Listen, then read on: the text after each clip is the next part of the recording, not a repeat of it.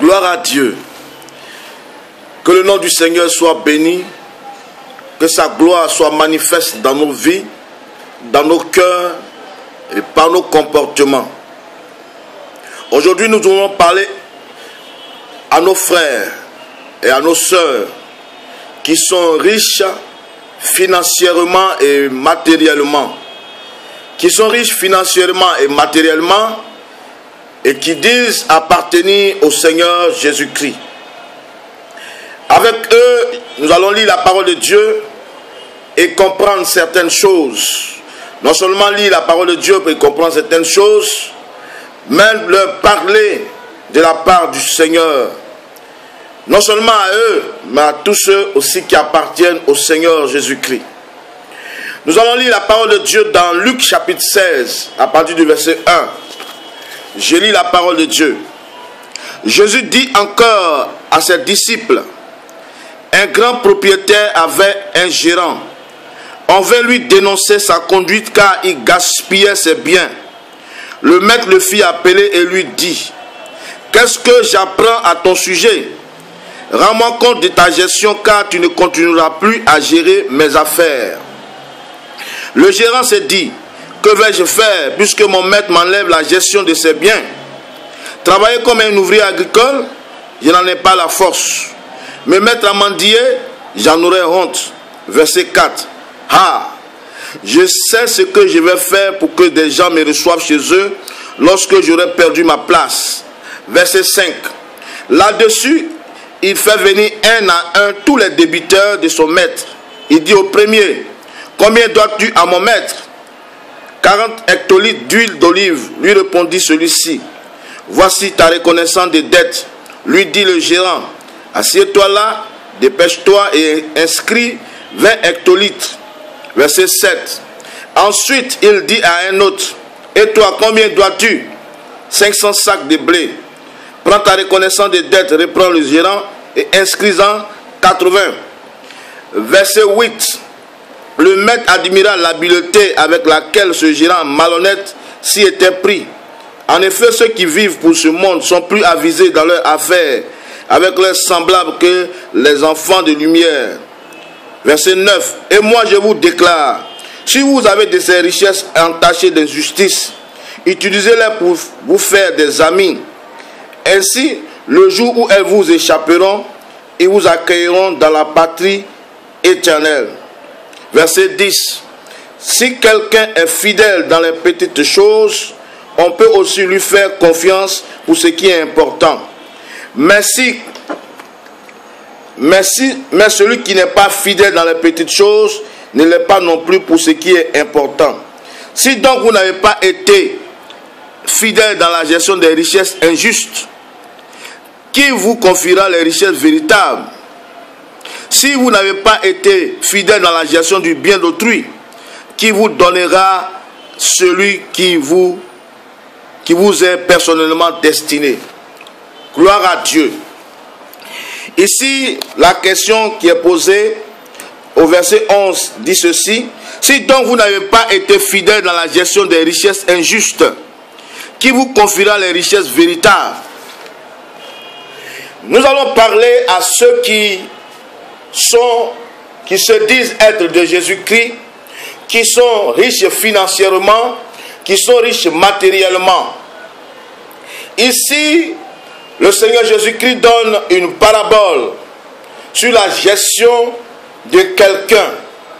On a confié la gestion des biens à un homme, mais il se trouve que le propriétaire de ces biens-là constate a été informé que son gestionnaire était malhonnête, dilapidait ses biens. Alors il a cherché à le renvoyer. Mais avant de le renvoyer, il lui a dit de faire les derniers comptes. Alors cet homme s'est dit: il faut que si je quitte ici, j'ai au moins un lieu où on peut me recevoir, un lieu où on peut m'accueillir avec joie. Alors il s'est mis à faire des plans, des projets et à diminuer les dettes des débiteurs. Jésus prend cela comme prétexte pour dire, regardez ces gens de ce monde. Au verset 8, il dit, le maître admira l'habileté par laquelle ce gérant malhonnête s'y était pris. En effet, ceux qui vivent pour ce monde sont plus avisés dans leurs affaires avec leurs semblables que les enfants de lumière. Ils prennent prétexte sur ce texte pour dire que les hommes du monde, ceux qui ne connaissent pas le Seigneur, ceux qui ne sont pas nés de nouveau, sont plus avisés en ce qui concerne leurs affaires. Ils savent comment s'en sortir, plus avisés que les enfants de lumière, c'est-à-dire les enfants de Dieu, de ceux qui appartiennent au Seigneur. Il pose une question. Si donc vous n'avez pas été fidèle dans la gestion des richesses injustes, qui vous confiera les richesses véritables? Le Seigneur appelle ici les richesses, les biens matériels, les biens financiers, ces choses que nous avons dans ce monde. Il appelle cela des richesses injustes.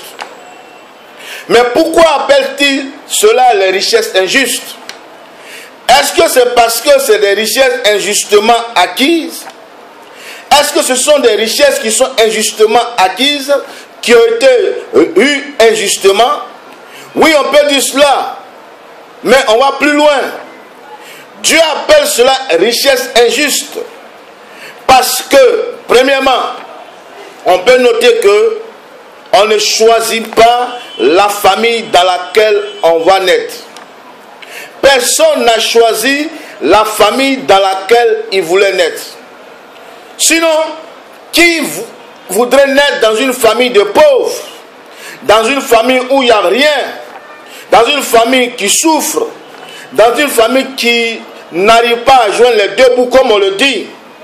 Pourquoi un tel est né dans une famille riche et un tel autre dans une famille pauvre? C'est injuste. Pourquoi un tel est né dans une richesse, dans un lieu où tout va bien, et un tel autre est né là où il y a la souffrance, là où il y a la misère? C'est injuste. C'est pourquoi Dieu appelle cela richesse injuste. Richesse injuste, pourquoi? Parce qu'on peut avoir les mêmes diplômes, avoir le même cursus scolaire, avoir la même intelligence, mais ne pas avoir la même finalité. L'un peut être riche et l'autre, malgré qu'il soit bradé de tous les diplômes, peut être pauvre matériellement et financièrement. Pourquoi un tel a tel diplôme, le même diplôme que toi, et il travaille, et toi tu ne travailles pas? C'est injuste. C'est pourquoi Dieu appelle ces richesses-là des richesses injustes. Encore, nous pouvons noter que Dieu appelle cela richesse injuste parce que la parole de Dieu dit l'or et l'argent appartiennent à l'Éternel. Mais vous voyez bien que l'or ou bien l'argent n'est pas géré par l'Éternel. Ça est dans la main des hommes, ça est dans les banques des hommes, ça est dans les poches des hommes. C'est injuste, pourtant ça appartient à l'Éternel. Donc, de telles richesses qui sont des richesses injustes, des richesses que tu ne mérites pas, parce qu'il peut te venir à l'esprit que c'est parce que tu as été plus intelligent que les autres que tu as telle ou telle richesse. Il peut te venir peut-être à l'esprit que c'est parce que tu es plus aguerri que les autres que tu as eu telle richesse. Mais non, ce n'est pas cela. Toute la richesse, quel que soit ce que tu as, quel que soit ton bagage intellectuel, quel que soit ton cerveau, le cerveau que tu as, quel que soit tes neurones, toutes ces richesses sont une grâce de Dieu pour toi. Nous pouvons lire Deutéronome chapitre 8, le verset 17 qui le dit. Deutéronome 8, 17 dit ceci. Deutéronome 8, 17. Je le lis pour vous. Garde-toi de dire dans ton cœur, ma force et la puissance de ma main m'ont acquis ces richesses. Souviens-toi de l'Éternel ton Dieu, car c'est lui qui te donnera la force pour les acquérir. Garde-toi de dire en ton cœur, ma force et la puissance de ma main m'ont acquis ces richesses. Verset 18, souviens-toi de l'Éternel ton Dieu, car c'est lui qui te donnera de la force pour les acquérir. Pour dire quoi? Ne te dis pas, frère, ne te dis pas, sœur, que ce sont tes forces. Ta force, la force de ta main, la force de ton intelligence, la force de ton savoir, la force de tes capacités qui t'ont donné ces richesses. Mais la Bible dit, reconnais dans cela que c'est un don de Dieu. C'est Dieu qui te l'a donné. Donc, c'est injuste, ce sont les richesses injustes. Et toi, tu as ces richesses injustes. Voici la question que Dieu pose. Si donc vous n'avez pas été fidèle dans la gestion des richesses injustes, qui vous confiera les richesses véritables? Et en parlant de la gestion de ces richesses injustes, Dieu parle de ce qui est arrivé à ce gestionnaire. Ce gestionnaire, parce qu'il allait être démis de sa fonction, a préparé son avenir, a préparé son après-travail. Comment sera-t-il accueilli après ce lieu-là? Frères, sœurs, comment seras-tu accueilli après les choses de la terre? Et c'est de cela que nous voulons parler. Voici ce que le Seigneur dit au verset 9 de Luc 16 que nous avons lu. Et moi je vous déclare, si vous avez de ces richesses entachées de justice, utilisez-les pour vous faire des amis. Ainsi, le jour où elles vous échapperont, ils vous accueilleront dans la patrie éternelle. Si vous avez compris cela, il dit, utilisez-les pour vous faire des amis. Ainsi, le jour où elles vous échapperont, ils vous accueilleront dans la patrie éternelle. La patrie éternelle, c'est le royaume de Dieu. C'est le royaume de Dieu. C'est la patrie éternelle. Il dit, faites-vous des amis avec cela. Afin que le jour où ces richesses vous manqueront, ça veut dire quoi? Ça veut dire que le jour où tu ne seras plus sur la terre, le jour où tu seras mort, tu auras des gens pour t'accueillir dans le royaume de Dieu. Ça veut dire quoi? Ça veut dire que ces richesses que vous avez, frères, ces richesses que vous avez, sœurs, doivent être utilisées de telle sorte que lorsque tu ne seras plus sur la terre, tu sois accueilli dans le royaume de Dieu. Cela ne veut pas dire que tu achèteras le royaume de Dieu jamais, car le salut est gratuit. Mais tu contribueras à ce que le royaume de Dieu soit étendu sur la terre, soit plus avancé sur la terre. Car quand nous lisons Romains chapitre 10, la Bible dit, parlant de ceux qui doivent entendre parler de l'évangile, il est dit ceci, Romains chapitre 10, au verset 14, comment donc invoqueront-ils celui en qui ils n'ont pas cru? Et comment croiront-ils en celui dont ils n'ont pas entendu parler? Et comment en entendront-ils parler s'il n'y a personne qui prêche? Et comment y aura-t-il des prédicateurs s'ils ne sont pas envoyés? Voyez-vous, Dieu dit ici que si personne n'entend parler du salut, n'entend parler de celui qui sauve, comment est-ce qu'ils peuvent croire? Mais comment est-ce qu'ils peuvent entendre parler du salut si personne ne parle, si personne ne prêche? Et comment personne prêchera, quelqu'un fera entendre parler de ce salut s'il n'est pas envoyé? Et comment est-ce qu'il peut être envoyé? Frère, et c'est de cela parle cette parabole que nous venons de lire. Vous pouvez envoyer des missionnaires, vous pouvez aider aux missions, vous pouvez soutenir l'œuvre de Dieu. C'est comme si vous envoyez des gens dans les lieux où vous-même vous ne pouvez pas être. Voici comment Dieu voudrait que vous gérez l'argent qu'il vous a donné. Ce n'est pas pour que vous vous asseyez dessus et vous soyez égoïste, non. Mais c'est pour vous faire des amis, pour que vous soyez accueillis dans les tabernacles éternels, dans la patrie éternelle, dans le royaume de Dieu. Pour qu'un jour, si vous quittez ici, Dieu vous présente les hommes, les gens qui ont été gagnés à l'évangile par vos soutiens financiers et matériels. Voici les amis dont la parole parle. Ils vous accueilleront dans les tabernacles éternels. Ils vous accueilleront dans la patrie éternelle. Pourquoi? Parce que vous avez financé ces missions. Vous avez financé cette œuvre de Dieu qui se faisait dans tel ou tel lieu. Donc, frères, sœurs, les richesses que Dieu vous a données, ce n'est pas parce que vous êtes plus intelligent que quelqu'un. Ce n'est pas parce que vous avez plus de force que quelqu'un. C'est une grâce de Dieu. Et parce que c'est une grâce de Dieu, Dieu tient à ce que vous les gérez bien. Il dit bien ici au verset 11.